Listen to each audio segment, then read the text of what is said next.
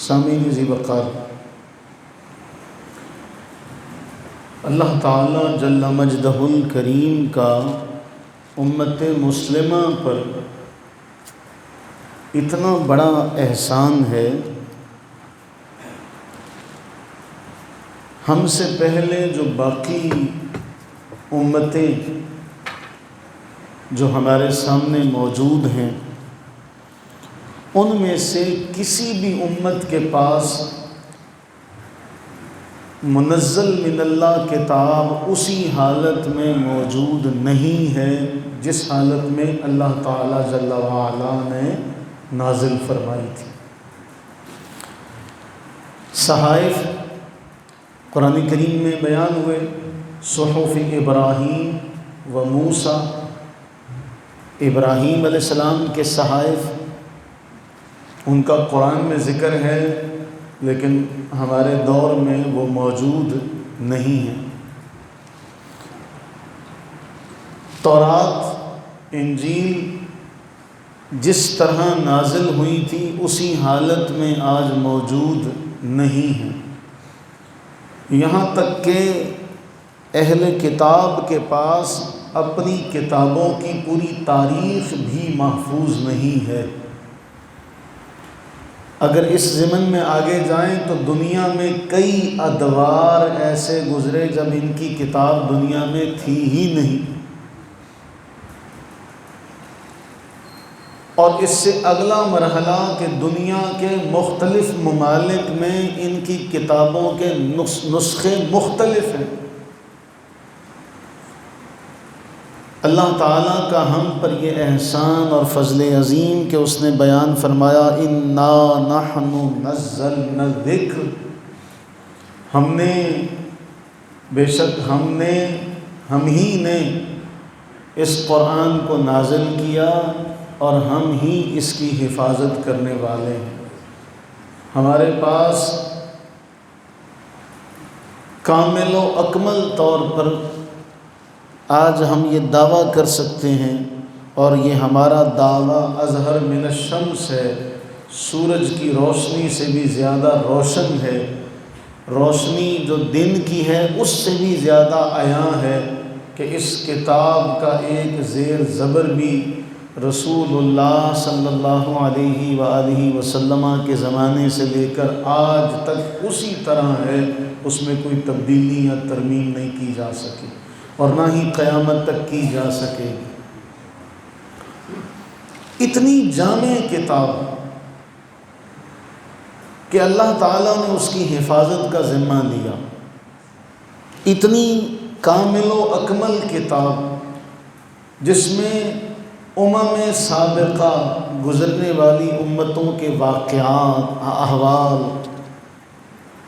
ہمیں نصیحتیں اور ہمیں زندگی گزارنے کے تمام لوازمات سب کے سب اللہ نے اس کتاب میں جمع فرما دیا کہ آج امت مسلمہ کا متفقہ اجماعی طور پر یہ دعویٰ عین حقیقت ہے کہ اس کتاب میں ایسا کوئی معاملہ، کوئی ایسا پہلو نہیں ہے جو اللہ نے اس میں ذکر نہ کیا۔ وَلَا رَطْبٍ وَلَا يَابِسٍ إِلَّا فِي كِتَابٍ مُبِينٍ، ہر شے اس کتاب میں موجود ہے۔ اب اسی کتاب میں اللہ تعالیٰ نے یہ ساری چیزیں کیوں ذکر فرمائی؟ اللہ تعالیٰ نے اس کتاب میں جو ہماری ہدایت کے لیے، ہماری رہنمائی کے لیے بھیجی، قرآن واضح طور پر بیان فرما رہا ہے کہ ہم نے رمضان کے مہینے میں اس کتاب کو نازل کیا، یہ فرقان ہے، یہ لوگوں کے لیے ہدایت ہے۔ قرآن جا بجا یہ دعویٰ کرتا ہے کہ یہ ہدایت ہے، ھذا بیان للناس، یہ لوگوں کے لیے ایک بیان ہے، یہ صرف سادہ بیان نہیں ہے جو ان کو وقتی طور پر لذت دے گا۔ یہاں ایک حکایت بڑی مشہور ہے،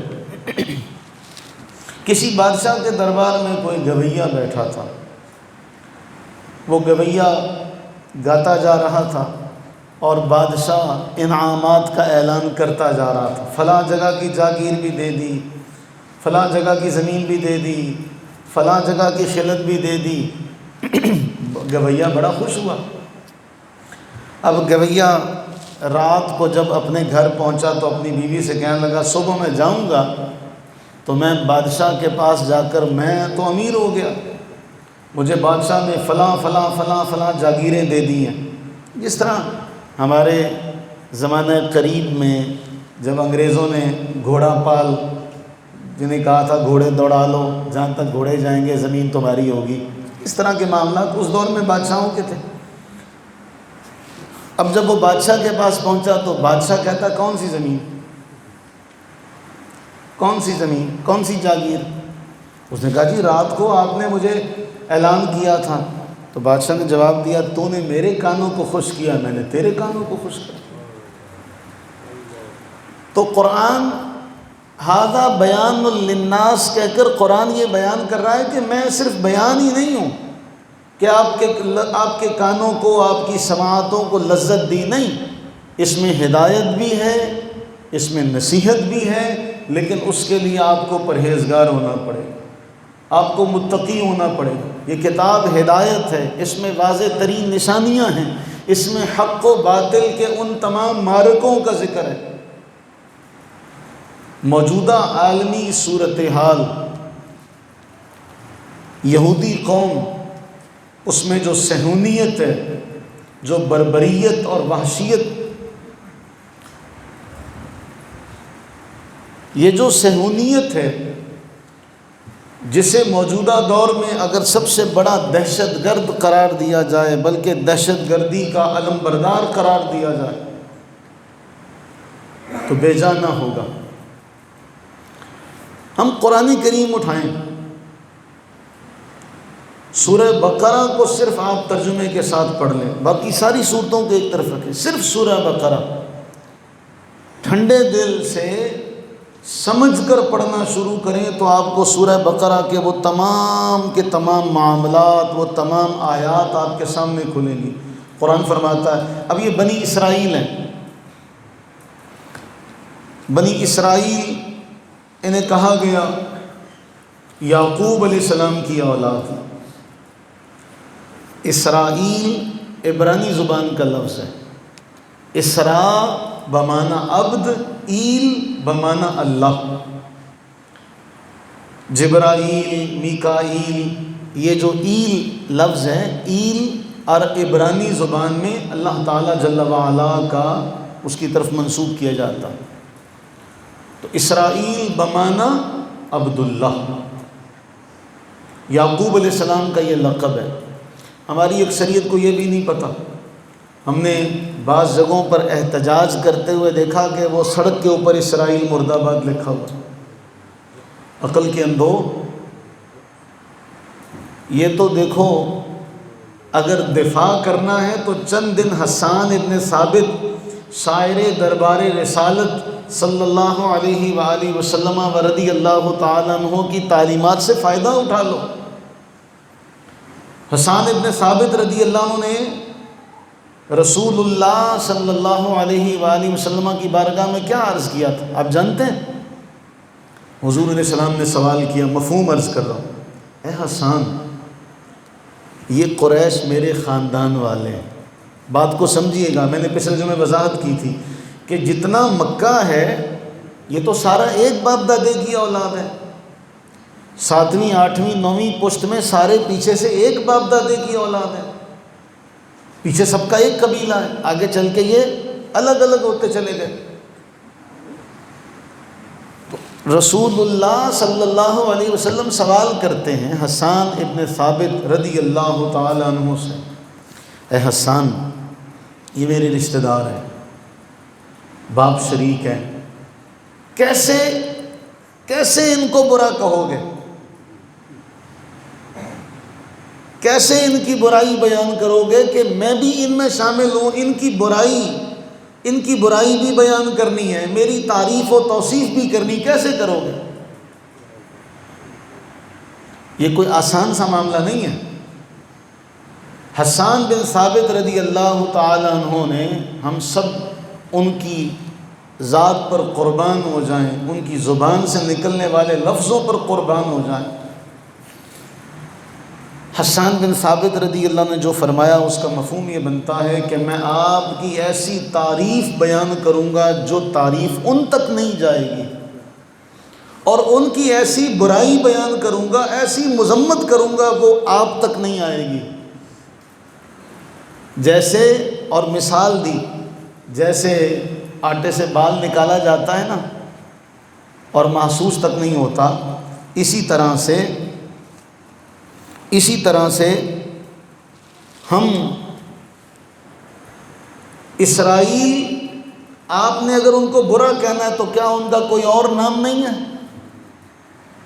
کیا کوئی ان کا اور لفظ نہیں ہے جس لفظ سے آپ ان کی برائی کر سکیں؟ تو آپ وہ جملہ جو قرآن میں اللہ تعالیٰ نے اپنے نبی کے لیے بیان کیا کہ یعقوب کی اولاد، تو آپ اس کو لکھ کے اسرائیل مردہ باد۔ احتجاج کرنے کا بھی ایک طریقہ ہوتا ہے، برا کہنے کا بھی ایک طریقہ ہوتا ہے۔ آؤ دیکھا نہ تاؤ چڑھ دوڑے۔ تو قرآن نے پہلے ان کی تعریف جو بیان، سورہ بقرہ آپ اٹھائیں تو آپ کو سورہ بقرہ پوری کی پوری ابتداءً آپ کو نظر آئے گا وہ کون سی قوم ہے جس کی ہدایت کے لیے، رہنمائی کے لیے اللہ نے ہزاروں پیغمبر بھیجے۔ قوم یہود۔ وہ کون سی قوم ہے جنہیں 3 آسمانی کتابیں دی گئی؟ یا بنی اسرائیل، اللہ نے یہ فرمایا اے یعقوب کے بیٹو، اذکروا، یاد کرو، نعمتی التی انعمت علیکم، میری نعمتیں کہ میں نے تم پر انعام کیا، میں نے تمہیں فضیلت دی تمام جہان والوں پر۔ یہ اللہ قوم یہود سے فرما رہا۔ وہ کون سی قوم ہے جسے اللہ سارے زمانے پر افضل قرار دے رہا؟ وہ کون سی قوم ہے جس کے لیے من و سلوہ اترا، کچھ بھی کرنا نہیں پڑتا؟ وہ کون سی قوم ہے جس کے لیے اللہ نے بادلوں سے سایہ کیا؟ وَظَلَّلْنَا عَلَيْكُمُ الْغَمَامَ، بادل سایہ فگن ہو جاتے ہیں، کوئی ضرورت نہیں ہے مکان بنانے کی۔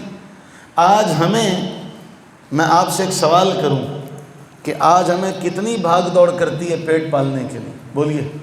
ہم ہینڈ ٹو ماؤتھ ہو گئے ہیں، اتنے مجبور ہو گئے ہیں کہ کوئی آدمی جو کام پر جاتا ہے، جو مزدور، جو دہاڑی دار طبقہ ہے، وہ ایک چھٹی برداشت نہیں کر سکتا، ایک ناغہ افورڈ نہیں کر سکتا۔ جو کسی فیکٹری میں کام کرتا ہے، اولاً تو وہ ان کا حق پورا نہیں دیتے کہ مزدوروں کا پورا حق دیا جائے، کہ وہ ان کی جو مزدوری ہے ان کو دی جائے، اور اپنے مزدوروں کا حق ادا نہیں کرتے، ان کا حق کھاتے ہیں۔ جہاں مہینے کا حاضری الاؤنس ملتا ہے، ایک چھٹی نہیں کرتے وہ، ایک چھٹی کی تو حاضری الاؤنس مر جائے گا۔ حالات ایسے ہیں، جو کام کرنے والے ہیں نا، آپ سارے اس بات کو جان سکتے ہیں کہ موجودہ دور میں ہم کتنی عیش و عشرت کر سکتے ہیں، ہم کام پر جانا اپنے لیے کتنا لازمی سمجھتے ہیں۔ حالات یہاں تک ہیں کہ کوئی چھٹی نہیں ہے، نہ جمعہ نہ اتوار۔ لوگ کہتے ہیں کہ رات کو بھی کام مل جائے، ہے نا ایسا؟ بولیے، نہیں ایسا؟ بہت تھوڑی آواز آئی تھا، مطلب باقی سارے جنے اور بیٹھے یا سکندر دی اولاد ہے نا ایسا کہ ہم کہتے ہیں 24 گھنٹے بھی کام کرتے رہیں تھوڑے ہیں۔ اس قوم کو اللہ نے کتنا نوازا، نہ مکان بنانے کی فکر کہ چھت پر سایہ ہونا چاہیے، سر پر سایہ ہونا چاہیے، چھت ہونی چاہیے۔ وَظَلَّلْنَا عَلَيْكُمُ الْغَمَامَ، کوئی سائے کی فکر نہیں ہے، سائبان کی فکر نہیں ہے۔ بادل آتے ہیں، سایہ کرتے ہیں، بیٹھے رہنا سارا دن، کوئی کمائی کی فکر نہیں۔ اللہ فرما رہا ہے ہم نے من و سلوہ اتارا، صبح کو بھی اتر آتا ہے آسمان سے کھانا، رات کو بھی اتر آتا ہے، ہم نے مائدہ دسترخوان نازل کیا، کوئی فکر و فاقہ نہیں۔ مفسرین یہاں لکھتے ہیں، حیران ہو جاتا ہے بندہ کہ رات کے وقت چاند کی روشنی ہے، دن کے وقت بادلوں کا سایہ ہے، نہ لباس میلا ہوتا ہے، کچھ کرنا نہیں پڑتا۔ اچھا، یہ حال ان کا سزا کے دور میں تھا، بطور سزا اللہ نے یہ سہولتیں ان کو دی ہوئی تھیں۔ کون سی قوم تھی؟ اچھا، یہ ساری باتیں ہمارے لیے ایک سوال پیدا کرتی ہیں۔ اتنی بڑی شان والی قوم جس کو اللہ فرمائے، اور وہ اس قدر اپنے آپ کو کہنے لگے نحن ابناء اللہ۔ کم ظرف کو جب زیادہ اکرام، تعظیم، محبت، رسپیکٹ ملے نا تو وہ اس کا فائدہ اٹھاتا ہے اور غلط فائدہ اٹھاتا ہے۔ تو انہوں نے کیا کہا؟ انہوں نے کہا نحن ابناء اللہ، ہم تو اللہ کے بیٹے ہیں، کیونکہ ہمیں سب کچھ بیٹھے بٹھائے مل رہا ہے۔ 3 کتابیں ہیں، ہزارہ پیغمبر ان کے پاس آیا، اور یہ ہر نبی کو قتل کرتے رہے۔ وَيَقْتُلُونَ النَّبِيِّينَ بِغَيْرِ الْحَقِّ، ناحق انبیاء کو قتل کرتے رہے۔ من و سلوہ ان کے لیے اترا، فرشتے ان کی خاطر میدان جنگ میں اترتے، ان کے تبرکات لے کر آتے، انہیں فضیلت دی گئی، عظمت دی گئی، اور انہوں نے اس کا فائدہ یہ اٹھایا کہ انہوں نے کہا ہم تو اللہ کے بیٹے ہیں، ہم تو اللہ کے محبوب ہیں۔ اب یہ سارا مقام و مرتبہ جب ان سے سنبھالا نہ گیا تو وقت یہ آیا کہ اللہ تعالیٰ نے فرمایا ان کے اوپر ذلت، ان کے اوپر رسوائی یہ مسلط کر دی گئی۔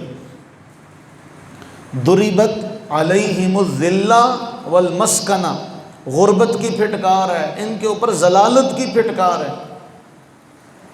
ان سب کے بعد اس قوم نے اپنے آپ کو کھڑا کیا۔ ہمارے ساتھ تو 1400 سال ہوئے، زیادہ عرصہ نہیں ہوا۔ انہوں نے کب سے لے کر ماریں کھائیں اور اپنا مشن نہیں بھولے۔ دشمن کی جن باتوں سے ہمیں سبق سیکھنا چاہیے، ہم سبق سیکھنے سے آج گریزاں ہیں۔ ہم صرف دشمن کی برائی بیان کرتے ہیں۔ ہماری بدقسمتی یہ ہے کہ دشمن نے جن باتوں سے سبق سیکھا، ہم ان سے سبق سیکھنے کو تیار نہیں ہیں۔ وہ قوم جسے اللہ فرما رہا ہے وَضُرِبَتْ عَلَيْهِمُ الذِّلَّةُ وَالْمَسْكَنَةُ وَبَاءُوا بِغَضَبٍ مِّنَ اللَّهِ، اللہ کے غضب میں لوٹنے والے، ذلت کی، غربت کی پھٹکار لیے ہوئے آج ساری دنیا پر یہودیوں کی حکمرانی ہے۔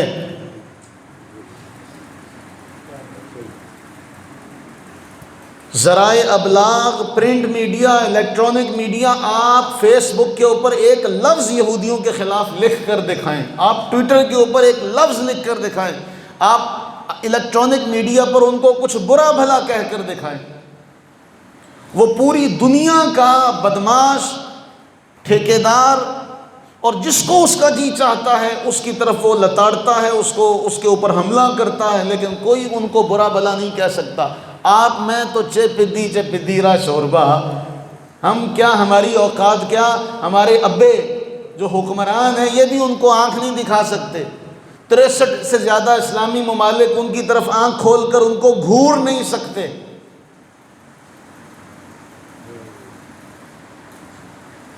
ایک یہ مقام تھا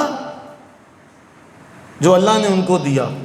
پھر جب اللہ تعالیٰ کی نافرمانی کی، پستی میں چلے گئے، ذلت میں چلے گئے، گمراہی کے گڑھے میں چلے گئے، رسول اللہ صلی اللہ علیہ وآلہ وسلم نے نکال دیا مدینہ طیبہ سے۔ رسول اللہ صلی اللہ علیہ وسلم نے جو ریاست اپنے دور کے مسلمانوں کو دی تھی، اس ریاست کے بارے اللہ کے نبی علیہ السلام کے یہ الفاظ تھے، احادیث طیبہ اٹھائیے، احادیث کی تمام کتب میں کثرت سے یہ روایت ملتی ہے، جامع ترمذی ہو، صحیح مسلم ہو، مسند حمیدی ہو، دارمی ہو، مصنف ابن ابی شیبہ ہو، ان سب میں یہ روایت ہے۔ ان سب کا خلاصہ یہ ہے، ان یہودیوں کو جزیرہ عرب سے نکال دو۔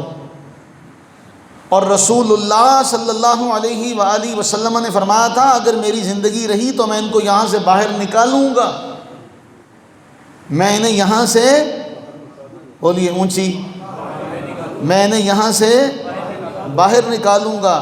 آپ علیہ الصلوۃ والتسلیم نے واضح طور پر فرمایا۔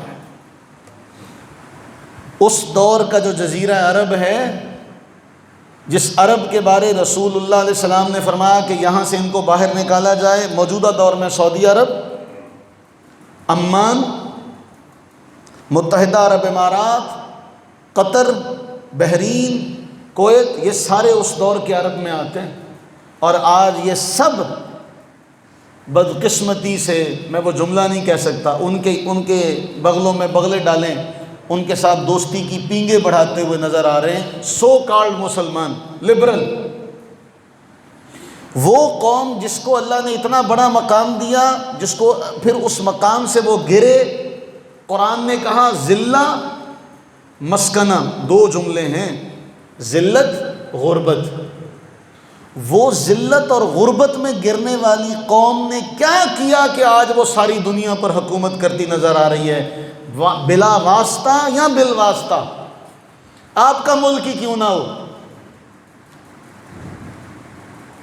آپ کا ملک ہی کیوں نہ ہو، بلا واسطہ بالواسطہ حکومت انہی لوگوں کی ہے۔ یہ تو صرف نام نہاد کے آگے چند لوگ کھڑے ہیں۔ کیوں؟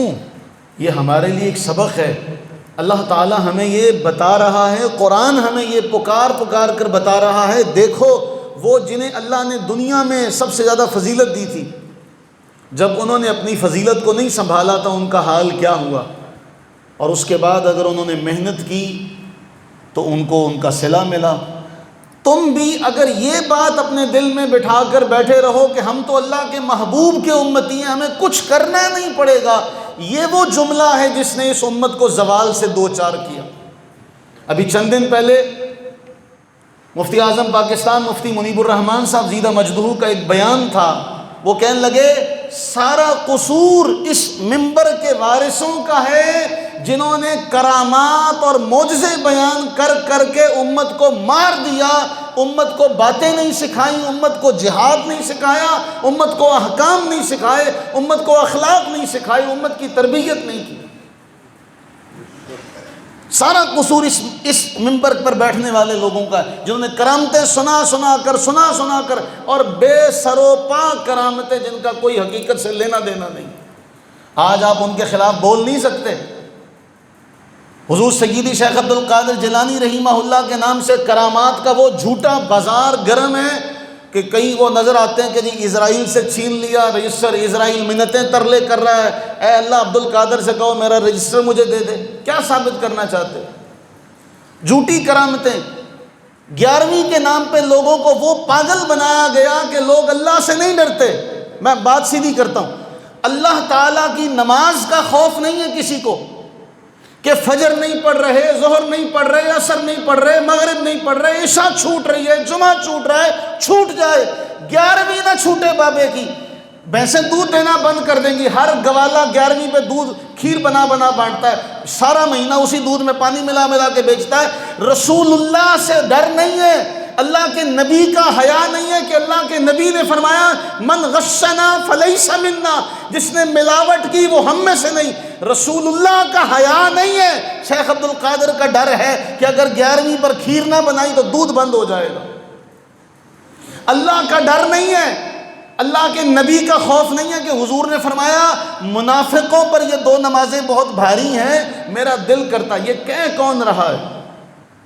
اس جملے کے ہیبت پر، اس جملے کے درد پر غور کریں۔ جو ساری کائنات کا رحمت للعالمین کا تاج پہن کر اس دنیا میں آیا، یہ وہ ہستی ہے جو کہہ رہی ہے میرا دل کرتا کسی کو امامت کے لیے کھڑا کروں، آگ جلاؤں، اور جو نماز پڑھنے نہیں آئے ان کے گھروں کو آگ لگا دوں۔ کون کہہ رہا ہے یہ کوئی عام معمولی ہستی نہیں ہے، جس کو اللہ نے ساری کائنات کا درد دیا، جس کو ساری کائنات کے لیے رحمت بنایا، جس کی رحمت سے تو شیطان بھی امید رکھتا ہے کہ یہ میری سفارش کریں گے تو میں بچ جاؤں گا۔ وہ ہستی کہہ رہی ہے میں آگ لگاؤں، سارے گھروں کو آگ لگا دوں جو نماز پڑھنے نہیں آئے، لیکن پھر بھی ہمیں خوف نہیں ہے، ہمیں ڈر ہے تو شیخ عبد القادر کا، ہمیں ڈر نہیں ہے۔ تو معاملہ یہ ہوا کہ ہمیں بتایا گیا کہ دیکھو اگر تم اپنے مقام کو نہیں سنبھال سکے تو جیسے وہ پستی میں گرے تھے تم کون سا زیادہ ترم خواہ ہو، تم بھی وہیں پہ جاؤ گے۔ کیوں؟ اللہ کا یہ اصول ہے، ان اللہ لا یغیر ما بقوم حتی یغیروا ما بانفسہم، جب تک تم خود اپنے آپ کو نہیں بدلو گے اللہ تعالیٰ کبھی بھی نہیں ایسا کرے گا۔ اگر سارا کچھ دعاؤں سے ملنا ہوتا، سب کچھ دعاؤں سے حل ہونا ہوتا، سب کچھ وظائف سے حل ہونا ہوتا، مسواکیں پکڑ لو اور لمبے کرتے پہن لو، تسبیح ہاتھ میں پکڑ لو، یہ کام رسول اللہ کرتے تو نہ بدر ہوتی، نہ احد ہوتا، نہ خندق ہوتی، نہ حنین، یہ سارے کام نہ ہوتے۔ امت نے نہیں سکھایا۔ آج ہمارے بڑوں کو اس بات کا ادراک ہو رہا ہے۔ آج ہمارے بڑے بیٹھ کر کہتے ہیں ہمارے منبر پر بیٹھنے والوں نے غلطی کی، لوگوں کو کرامتوں پر معجزوں پر لگا دیا، لوگوں کو اعمال عملی میدان میں نہیں اتارا۔ لیکن اب چڑیاں کھیت چگ گئی ہیں، اب تو 2-3 نسلیں بگڑ گئی ہیں۔ اگلے آنے والے مہینے میں یہی کچھ ہوگا، جھوٹ کا کاروبار ہوگا، جھوٹ سے رلایا جائے گا۔ ایک موصوف کا پتہ ہے کیا ہے؟ وہ ایک موصوف کہتے ہیں جی اللہ تعالیٰ معاف فرمائے، اور داد مل رہی ہے، وہ کہتے ہیں آدم تو علی کا پوتا ہے۔ دلیل کیا؟ حضور نے کہا ابو تراب، حضور نے علی کو کیا کہا؟ ابو تراب۔ تو جو مٹی کا باپ ہے، تو آدم مٹی سے بنے تو وہ آدم کا بھی باپ ہوا، معاذ اللہ ثم معاذ اللہ، خاکم بدان، نقل کفر نہ باشد۔ یہ جہالت ہے، یہ بانٹی جائے گی اور لوگ اس پر داد بھی دیں گے، داد کے ڈونگرے برسائیں گے۔ لوگ سمجھتے ہیں صرف کرامتیں بیان ہوں، ہماری تربیت نہ ہو۔ ہماری تربیت ہوگی تو ہمیں کچھ کرنا پڑے گا۔ کوئی بھی پیر وہ اپنے مریدوں کو یہ نہیں کہتا کہ نماز کی پابندی کرو، حلال حرام کا پہچان، اس کی تمیز رکھو۔ اس کو ہوتا مجھے نذرانے مل رہے ہیں، اگر میں ان کو ڈانٹوں گا میرے نذرانے بند ہو جائیں گے۔ وہ یہ نہیں کہتا کہ سود نہ کھانا، رشتوں کا خیال رکھنا، ماں باپ کا خیال رکھنا۔ کتنے ہی ایسے لوگ ہیں، کتنے ہی ایسے لوگ معاشرے میں ہم نے اپنی آنکھوں سے دیکھے ہیں، واللہ باللہ تاللہ، جو اپنے ماں باپ کے نافرمان ہیں، جا کے پیر کے ہاتھ بھی چوم رہے ہوتے ہیں۔ پیر کو یہ توفیق نہیں ہوتی میں اس کو کہوں اے جا میرے ہاتھ چومنے سے بجائے میرے ہاتھ چومنے سے پہلے اپنی ماں کے پاؤں چوم کرا، اپنے باپ کے ہاتھ چوم کرا، جس کا ثبوت بھی ملتا ہے احادیث طیبہ میں۔ پیر کے ہاتھ چومنے کا تو کوئی ذکر نہیں ملتا، لیکن نہیں تعلیم دی جائے گی کہ بھئی میرے مرید کم ہو جائیں گے۔ ان کو میں کہوں گا اپنے، اللہ کے نبی علیہ السلام نے کیا فرمایا تھا؟ رشتوں کو جوڑو، رشتوں کو توڑو نہیں، رشتوں کو جوڑو۔ ہم سارے توڑتے ہیں، تو کہاں حیا رہ گیا؟ رسول اللہ صلی اللہ علیہ وآلہ وسلم کا، آپ کی تعلیمات کا حیا کہاں رہ گیا؟ کہاں ہمیں پاس ہے ان رشتوں کا؟ ان سارے ملکوں کو انہوں نے اکیلا اکیلا کر کے مارا۔ آپ کو یاد ہے میں نے ایک حکایت آپ کو سنائی تھی عرصہ پہلے، میں وہ صرف خلاصہ ذکر کرتا چلوں۔ خلاصہ کیا ہے؟ حضرت سیدنا علی رضی اللہ تعالیٰ کی طرف یہ واقعہ منسوب ہے۔ حضرت علی فرماتے ہیں 3 شیر، 3 بیل تھے، یاد ہے آپ کو؟ 3 بیل تھے، تھوڑا سا حافظہ کھنگالیں، ایک کالا، ایک سفید، اور ایک جس رنگ کا، خاکی رنگ کا، جس رنگ کا شیر ہوتا ہے اس رنگ کا۔ یہ 3 بیل تھے، ان تینوں کی آپس میں دوستی تھی۔ شیر ان کا شکار کرنا چاہتا تھا، لیکن شیر کو کوئی موقع ہاتھ نہیں آتا تھا۔ 3 بیل ہیں، بیلوں نے مارا تو میرا کچھ بچے گا نہیں، کہاں میں اور کہاں یہ۔ شیر نے اپنے ہواری اکٹھے کیے۔ آج کے دور میں ہر بڑے آدمی کو اپنے ہواری مل جاتے ہیں، چمچے مل جاتے ہیں، پیر کو بھی مل جاتے ہیں، سیاستدان کو بھی مل جاتے ہیں، مولوی کو بھی مل جاتے ہیں، سب کو اپنے چمچے مل، سب کہتے ہیں او نہیں تو بہت اچھا ہے، تو بہت اچھا ہے، یہ کہہ کر اپنے اس لیڈر کا، اپنے چودھری کا، اپنے مولوی کا، اپنے پیر کا دماغ خراب کرتے ہیں۔ تو اب شیر نے اپنے حواریوں کی بات مانی، ایک جال بنا، اور شیر نے ان سے کہا کہ یہ جو دیکھو تم تو میرے رنگ کے ہو، خاکی رنگ، خاکستری رنگ ہے تمہارا، میرا تمہارا رنگ ایک جیسا ہے۔ یہ جو سفید رنگ کا بیل ہے نا، ترتیب آگے پیچھے ہو سکتی ہے، یہ جو سفید رنگ کا بیل ہے نا، یہ تو کہیں جنگل کی جھاڑیوں میں چھپے ہوئے تو پھنسا دے گا، نظر آ جائے گا شکاری کو دور سے، جب جھاڑیوں کے پیچھے چھپیں گے تو اس کا پتہ چل جائے گا، یہ تو پھنسا دے گا ہمیں، اس لیے تم ایسا کرو مجھے اس کے شکار کی اجازت دو۔ ان کا ٹھیک ہے، سفید بیل شکار ہو گیا۔ اس کے بعد اس نے پھر کہا یہ جو کالا ہے دیکھ یہ تیرے میرے رنگ جیسا نہیں ہے، تیرا میرا رنگ تو ایک جیسا ہے، اس کا رنگ ہم سے ملتا نہیں ہے، یہ مروائے گا کہیں؟ اس نے کہا ٹھیک ہے اس کا بھی کر لو، اس نے کالے کا بھی شکار کر لیا، اب آخر میں بچا اپنا ہم جیسا، ہم شکل، ہم رنگ۔ اب جب اس کو مارنے لگا نا تو اس بیل نے ایک چیخ مار کے کہا میں اس دن ہی مر گیا تھا جس دن وہ سفید بیل مارا گیا تھا۔ کاش کہ آپ یہ حکایت سمجھ جاؤ، میں اس دن ہی مارا گیا تھا جس دن سفید بیل مارا گیا تھا، انتظام تو اس دن سے ہو گیا تھا۔ تو میرے عزیزوں، ہمارے آپس کے اختلافات کو ہوا بنا کر، دلیل کا ذریعہ بنا کر ہمیں الگ الگ کر کے آپ دیکھو کیسے مارا۔ آج دنیا میں یہ سارے مسلم ملک، کتنا عرصہ ہو گیا فلسطین کے اوپر حملہ ہوتے ہوئے، کوئی عرب ملک نہیں بولا۔ کیا ہی اچھا ہوتا حج کے اجتماع پر تھوڑی سی اپنے اندر ہمت پیدا کرتے، دل گردہ پیدا کرتے، امام کعبہ صرف ایک آواز دیتے۔ لیکن یہ دیوانے کا خواب ہے نا، یہ ان کے پالے ہوئے ہیں، یہ ان کے پالے ہوئے، اس لیے ان کو آنکھیں نہیں دکھا سکتے۔ انہوں نے خود کہا کہ ہم نے ان کو پالا تھا، ہم نے ان کو لیا۔ یہ کیا ہوتا اگر کہہ دیتے کہ بھئی خبردار، اگر کسی بھی مسلم ملک کی طرف نظر اٹھا کر دیکھی، لیکن ایسا نہیں ہوا۔ ہر ایک کی اپنی اپنی جنگ ہے اور ہر ایک سمجھتا ہے شاید میں صحیح ہوں، میں بچ جاؤں گا۔ تو معاملات تو آپ کو پوری دنیا میں خراب ہوتے ہوئے نظر آ رہے ہیں آپ کے سامنے۔ آج بھی یہ سوال ہوتا ہے کہ بھئی امت مسلمہ کو ایران کی حمایت کرنی چاہیے یا نہیں کرنی چاہیے؟ او اللہ کے بندو، عقل سے کام لو، کوئی ہوش کے ناخن لو۔ تم کن سودوں میں پڑے ہو؟ کون سا سودا بیچنا چاہتے ہو؟ کہ نہیں جی ایران ہمارا دشمن ہے، ایران کے ساتھ ٹھیک ہو رہا ہے، تو ایران کے ساتھ پھر تم بھی لگتے ہو۔ عقل مند آدمی جو ہوتا ہے وہ حالات و واقعات سے سیکھتا ہے۔ حالات و واقعات کا ادراک اگر اسے نہ ہو سکے تو وہ کبھی معاملات کی حقیقت کو نہیں پہنچ سکتا۔ اس لیے موجودہ دور میں جو معتدل علماء ہیں، جو معتدل طبقہ ہے، وہ یہی کہتا ہے ہمیں اپنے گھر کی حفاظت کے لیے تمام امور ان کو اپنانا چاہیے اور ان کی حمایت کرنی چاہیے۔ ورنہ یہ ایسے ہی ہم کہتے رہتے ہیں نہیں جی ایسے نہیں ہوگا، ایسے نہیں ہوگا، ہو تو رہا ہے سب کچھ، اور کیا ہوگا؟ وہ ضروری نہیں ہے کوئی گولی سے ہی مارا جائے، ضروری نہیں ہے کہ کوئی گولی سے مارا جائے۔ معیشت کے میدان میں ہمارے پاس کیا ہے؟ آپ سمجھتے ہیں ہمارے پاس کچھ ہے؟ ہمیں ہر اعتبار سے بے ساکھیوں پر لا کر کھڑا کر دیا گیا کہ ہم تو کسی جوگے نہیں ہیں۔ ہم ایک وقت کا کھانا ہمارے پاس نہیں ہے کہ ہم ایک وقت کا کھانا ہم کہیں کہ کوئی نہیں ہمارے پاس ذخیرہ ہے، ہم ایک مہینہ بیٹھ جائیں، ہم کسی چیز کا نہیں کر سکتے۔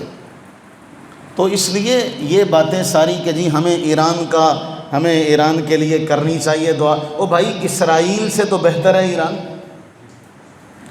جن کے بارے قرآن ذکر کرتا ہے ابھی تو ان کے منہ سے بغض نکلا ہے، جو ان کے دل میں ہے وہ اس سے کہیں زیادہ ہے۔ جن کو رسول اللہ نے جزیرہ عرب سے نکال دینے کا حکم دیا، ان سے دوستی جائز، ان کو پاس بلانا جائز، ان کے ساتھ بیٹھنا کھانا جائز۔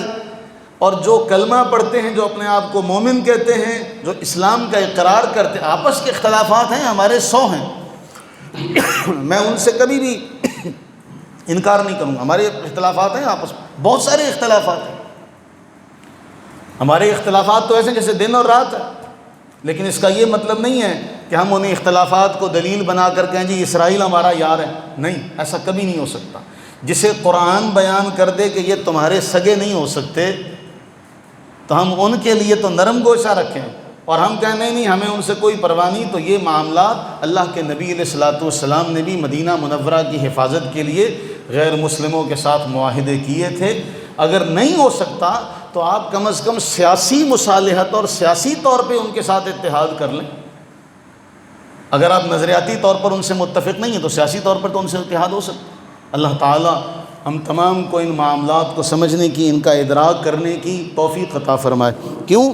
ہمارے ہاں ایک مسئلہ بڑا اہم ہے، ہمارے ہاں ایک مسئلہ بڑا